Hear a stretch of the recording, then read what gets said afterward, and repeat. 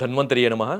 నా పేరు professor doctor T Venugopalarao, Ojas Ayurvedic centre, Chikkadpally, Hyderabad. Friends, అనిద్ర అంటే ఇన్సోమ్నియా, నిద్ర పట్టకపోవడం అనే సమస్య ఈ మధ్య కాలంలో వయస్సుతోని సంబంధం లేకుండా ఎంతో మందిని బాధించే ఒక అనారోగ్య సమస్యగా మారింది. మనందరికీ తెలుసు, మన ఇంట్లో వాళ్ళకే ఈ సమస్య ఉండవచ్చు, మన చుట్టుపక్కల ఉన్న మన రిలేటివ్స్ కానీ లేకపోతే మన ఫ్రెండ్స్లో కానీ ఈ సమస్య మనము కామన్గా మనం చూస్తూనే ఉంటాం. అయితే ఈ అనారోగ్య సమస్య అయిన ఈ అనిద్రని మనము ఆయుర్వేద పరంగా ఎలా ఎదుర్కోవాలి, దీనికి శాశ్వత పరిష్కారాలు ఉన్నాయంటే మనం తప్పకుండా ఉన్నాయి. మనం చూద్దాం ఇప్పుడు దాని గురించి. డియర్ ఫ్రెండ్స్, దీని కొరకు మనకు ముందుగా అనిద్ర అనే సమస్యకు ఏదో నిద్ర రావడానికి ఏదో చిట్కా వైద్యం పనికిరాదు.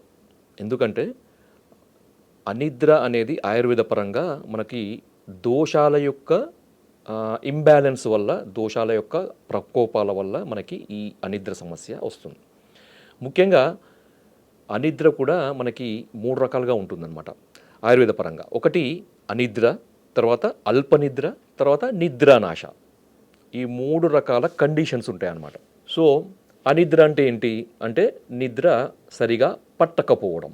అంటే కొంతమందికి కలత నిద్ర అంటారు కదా, వాళ్ళు చూస్తే నిద్ర పోయినట్టే ఉంటారు కానీ పూర్తి మనకు అంటే రిలాక్సేషన్తో కూడిన నిద్ర రాదనమాట. దాన్ని అనిద్ర అంటారు. తర్వాత అల్పనిద్ర అంటే పడుకున్న తర్వాత కొద్దిసేపు మాత్రమే నిద్ర పడుతుంది, మళ్ళీ మెలక అవుతుంది. ఆ మెలక ఉండే పీరియడ్ చాలాసేపు ఉండి మళ్ళీ నిద్ర పడుతుంది. నిద్రపోయే పీరియడ్ కూడా చాలా తక్కువ ఉండదు, అర్ధ గంటలో 30 గంటలు లేకపోతే 1 గంటలో నిద్ర పడుతుంది, మళ్ళీ మెలక అవుతుంది అనమాట.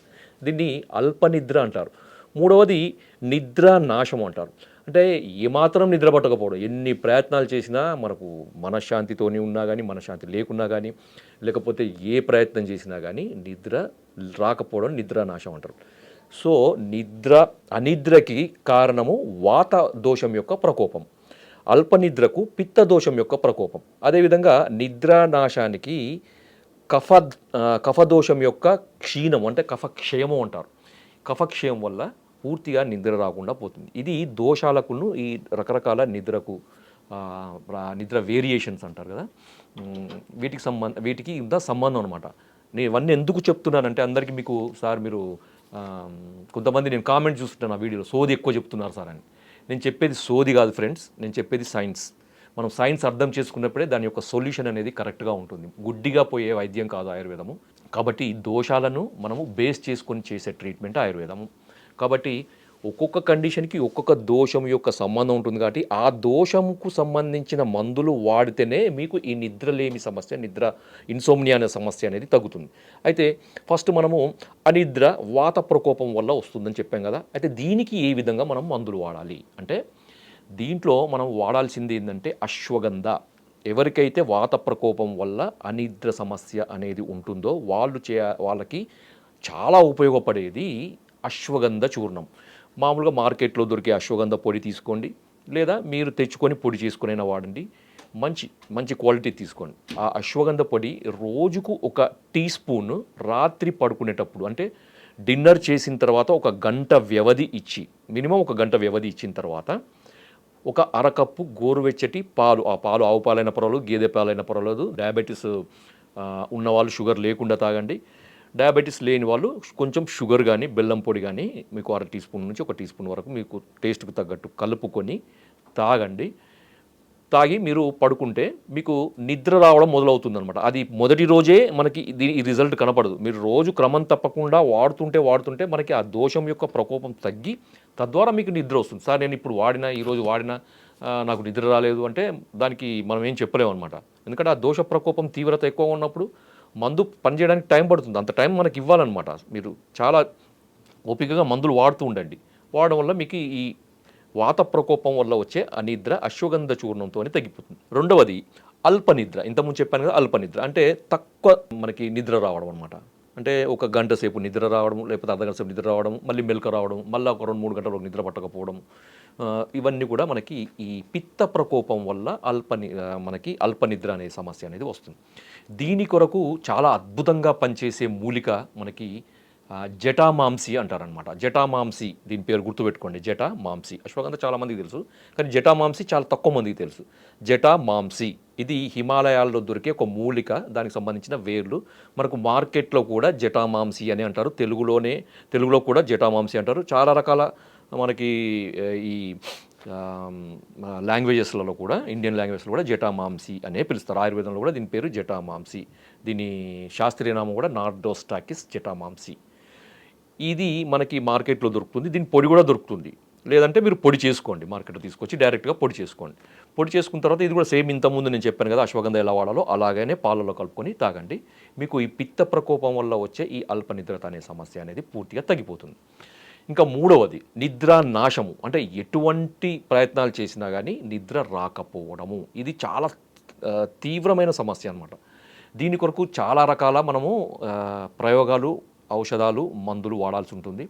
దీంట్లో ఘృతం అంటే మనకి బ్రాహ్మీ ఘృతం కానీ, అశ్వగంధ ఘృతం ఇంతకుముందు చెప్పాను కదా. తర్వాత శతావరి మనకి చెప్పారు. ఈ శతావరి అంటే మనకు తెలుగులో కూడా శతావరి అంటారు. పిల్లి పీచర అని కూడా తెలుగులో అంటారు. ఈ పిల్లి పీచర చూర్ణాన్ని మీరు 2 స్పూన్లు ఒక కప్పు గోరువెచ్చని పాలలో కలిపి మీరు రాత్రిపూట పడుకుంటప్పుడు తీసుకోండి. ఈ కఫక్షయం అనేది మనకి తగ్గిపోయి కఫ వృద్ధి జరుగుతుందన్నమాట. కఫ వృద్ధి జరిగి మీకు మెల్లమెల్లగా మీకు ఈ నిద్రలేమి, ఈ నిద్రానాశం సమస్య అనేది తగ్గుతుంది. సార్ మరి ఇది చిన్న ఇవి కొన్ని మూలికా వైద్యాలు. కానీ డీప్గా మనకి సమస్య ఎక్కువగా ఉన్నప్పుడు, చాలా కాలం నుంచి మనకి ఇది బాధ పెడుతున్నప్పుడు ట్రీట్మెంట్స్ అన్నీ కూడా మారుతాయండి. చిన్న కేవలం ఒక మూలికతోని కానీ, 2 మూలికలతోని కానీ, చిన్న వైద్యాలతోని కానీ, చిట్కా వైద్యాలతో కానీ, గృహ వైద్యాలతోని కానీ ఈ సమస్య తగ్గదు. దీనికి ఆయుర్వేదంలో ఇంకా పరిష్కారాలు ఏమున్నాయంటే తక్రధార, తైలధార అని ధారా ట్రీట్మెంట్ అని ఆయుర్వేదంలో చెప్పారనమాట. ధార అంటే ఒక అద్భుతమైన ఆయుర్వేద పరీక్ష. నిద్రకు సంబంధించిన సమస్యలు అవి మానసిక ఒత్తిడి వల్ల ఉండని, మానసిక కారణాలే ఉండనియండి, లేకపోతే బీపీ సమస్య కానీ, ఇంకా ఇతరత్ర ఏదైనా అనారోగ్య సమస్యలు వచ్చే అనిద్ర సమస్య కానీ ఉండనియండి, దానికి ధారా ట్రీట్మెంట్ అనేది అద్భుతంగా పనిచేస్తుంది. ఇది ఆయుర్వేద సెంటర్లలో ఆయుర్వేద వైద్యుల పర్యవేక్షణలో చేసే వైద్యం అనమాట, ఎవరికి వారు చేసుకునేది కాదు. దీంట్లో ఏమవుతుందంటే రోగిని పడుకోబెట్టేసి పైనుంచి ఒక పాత్ర ఉంటుందండి. ఆ పాత్ర ఒక రంధ్రం ఉంటుంది. ఆ రంధ్రం నుంచి ఈ తైలం అనేది ధారలాగా మనకి నుదుటి మీద పడేటట్టు చేస్తారనమాట. సో ఆ నుదిటి మీద పడేది కూడా కంటిన్యూస్గా ఒక సింక్రొనైజ్డ్ మూమెంట్లో అది అటు ఇటు ఆ ధార పడేటట్టు మనకి ఒక పద్ధతి ప్రకారము ఒక చాలా నైపుణ్యంతో చేసే చికిత్స అనమాట ఇది. సో ఇది యూజువల్గా ఏంటంటే ఒక 40 నుంచి 45 నిమిషాల పాటు చేయడం జరుగుతుంది. ఇట్లో 5 రోజులు కానీ, 7 రోజులు కానీ, 9 రోజులు కానీ, 11 రోజులు ఇట్లా బేసి సంఖ్యలో వాళ్ళ యొక్క తీవ్రతను బట్టి కనుక చేస్తూ ఉంటే ఏంటంటే అద్భుతమైన ఫలితాలు ఉంటాయి. చాలా రిలాక్స్డ్గా మనకి పడుకుంటారన్నమాట. కొంతమంది ఎన్నో రోజుల నుంచి, కొంతమంది మనం చూస్తుంటాం 3 రోజుల నుంచి నిద్ర లేదు, 4 రోజుల నుంచి నిద్ర లేదు అని చెప్తూ ఉంటారు. అంటే ఇష్టమైన వాళ్ళు చనిపోవడమో, లేకపోతే ఇంకేదన్నా ట్రామా కానీ, లేకపోతే ఇంకేదన్నా కారణం కానీ నిద్ర అసలే పూర్తిగా నాశనం అయిపోతుంది, ఏమాత్రం నిద్ర పట్టదు.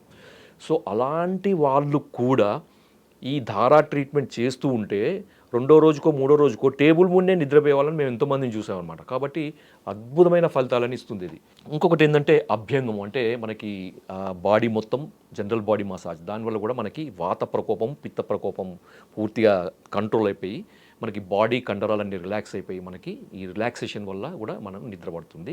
తర్వాత పాదాభ్యంగం, ప్రతిరోజు కూడా పడుకునేటప్పుడు పాదాలకి, అరిపాదాలకి ఆవ నూనె కానీ, లేకపోతే మంచి కొబ్బరి నూనె కానీ, ఆముదం కానీ బాగా ఒక 5 నుంచి 10 నిమిషాలు బాగా మసాజ్ చేసుకొని తర్వాత తుడిచేసి పడుకోండి. తర్వాత ఇంకొకటి ఏంటంటే ఆయుర్వేదంలో ఇంకొకటి తలం అంటారనమాట. అంటే తలకి నూనె రాసుకోవడం, నూనె పెట్టుకోవడం.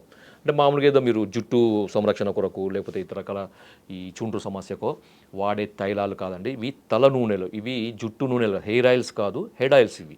ఈ హెడ్ ఆయిల్స్లో కూడా హిమసాగర తైలము, తర్వాత సుషుప్తి తైలము, అసనం బిల్వాది తైలము, అసనం మంజిష్టాది తైలము, ఇవి చాలా ఉన్నాయన్నమాట. ఇవన్నీ కూడా వైద్యుల సలహా మీదకే వాడాలి. తర్వాత బృహత్ బ్రహ్మి వటి అని కూడా ఒకటి ఆయుర్వేదంలో చెప్పారు. దీంట్లో మనకి ఏమంటే బంగారం యొక్క భస్మము, స్వర్ణ భస్మము అంటారనమాట. స్వర్ణ భస్మం యొక్క మిశ్రణ ఉంటుంది కాబట్టి కొంచెం కాస్ట్లీ ఉంటుంది. కానీ దీర్ఘకాలంగా మనకి ఇతరత్ర బ్రెయిన్కు సంబంధించిన సమస్యల వల్ల ఈ సెంట్రల్ నర్వస్ సిస్టమ్ అంటారు కదా, బ్రెయిన్కి సంబంధించిన నర్వస్ సిస్టంలో వచ్చే మార్పుల వల్ల వచ్చే ఈ నిద్రలేమి సమస్యకి ఇది అద్భుతంగా పనిచేస్తుంది. తర్వాత యోగేంద్ర రసాన్ని, తర్వాత ఇంకా చాలా రకాల ఆయుర్వేద మందులు మనకి ఉన్నాయి ఈ నిద్రలేమి సమస్య పోగొట్టుకోవడానికి. కాబట్టి మిత్రులారా, మీరు నిద్రలేమి సమస్యను మీరు తేలికగా తీసుకోకండి. ఇది చిట్కా వైద్యంతోనో లేకపోతే ఇంకేదో సింపుల్ రెమెడీస్తోనో పోవాలనే ఆలోచన చేయకుండా ఆయుర్వేద వైద్యులను సంప్రదించి వాళ్ళ పర్యవేక్షణలో వాళ్ళ సలహా మేరకు ఆయుర్వైద్యుల పర్యవేక్షణలో కనుక మీరు ట్రీట్మెంట్ తీసుకుంటే ఈ నిద్రలేమి సమస్య అనేది శాశ్వతంగా పరిష్కారం అవుతుంది. ఎందుకంటే నిద్రాయతనం సుఖం దుఃఖం పుష్టికార్ష్య బలాబలం వృషతా క్లీబత జ్ఞానమజ్ఞానం శరీరం అని అన్నారు. అంటే ఒక నిద్రను ఆయనము అంటే నిద్రను బేస్ చేసుకొని సుఖము దుఃఖము కానీ లేదా పుష్టి కార్షము అంటే శరీరం యొక్క పుష్టి అంటే మంచి బలంగా ఉండడానికి పుష్టిగా ఉండడానికి లేకపోతే క్షీణించిపోవడానికి కూడా కారణం నిద్రనే. తర్వాత బల అబలం అన్నారు అంటే బలంగా ఉండడానికి బలహీనం కార్షత అబలం అంటే నీరసించిపోవడానికి కూడా మనకి ఇది నిద్రనే కారణం. అంటే నిద్ర లేకపోవడం వల్ల నీరసము, మంచి నిద్ర వల్ల పుష్టి, తర్వాత సుఖము ఇవన్నీ కూడా వస్తాయి. తర్వాత వృషతా క్లీబత అన్నారు అంటే మనకి పొటెన్సీ అనమాట. ఈ పొటెన్సీ అనేది కూడా నిద్ర మీద ఆధారపడి ఉంటుంది. నిద్ర లేని వాళ్ళకి పొటెన్సీ తగ్గుతుంది, మంచి నిద్ర ఉన్న వాళ్ళకి పొటెన్సీ పెరుగుతుంది. తర్వాత జ్ఞానము అజ్ఞానము, తర్వాత మనకి జ్ఞానము తర్వాత అంటే మీకు తెలుసు, అజ్ఞానం అంటే మీకు తెలుసు. అజ్ఞానం అనేది మనకు నిద్ర లేమి వల్ల, జ్ఞానం అనేది మంచి నిద్ర వల్ల కలుగుతుంది. కాబట్టి మిత్రులారా, మనకు త్రయోపస్తంభాలని ఆయుర్వేదంలో చెప్పారన్నమాట. అంటే ఆహారము, నిద్ర, బ్రహ్మచర్యము. మనకి శరీరానికి ఆహారము ఎంతైతే ముఖ్యమో మన మనస్సుకి నిద్ర కూడా ఆహారం అన్నమాట. శరీరానికి మనం తీసుకునే ఫుడ్ ఏ విధంగా అయితే ఉపయోగపడుతుందో మన మనస్సుకి కూడా ఈ నిద్ర అనేది ఒక ఆహారంలాగా పనిచేస్తుంది. ఆహారం తగ్గినప్పుడు రకరకాల సమస్యలు వస్తాయి. మనం తీసుకునే ఆహారం వల్ల తగ్గితే మనకి శరీరానికి ఏ విధంగా సమస్యలు వస్తాయో సరైన నిద్ర లేకపోవడం వల్ల మనకి ఎన్నో రకాల మానసిక రోగాలు, ఆ మానసిక రోగాలు కూడా శారీరక రోగాల మీద ప్రభావం చూపే అవకాశం ఉంది. కాబట్టి మిత్రులారా, ఇప్పుడు నేను చెప్పిన విధంగా నిద్రకు సంబంధించిన సమస్యలకు మీరు పరిష్కార మార్గాలు ఆచరించండి.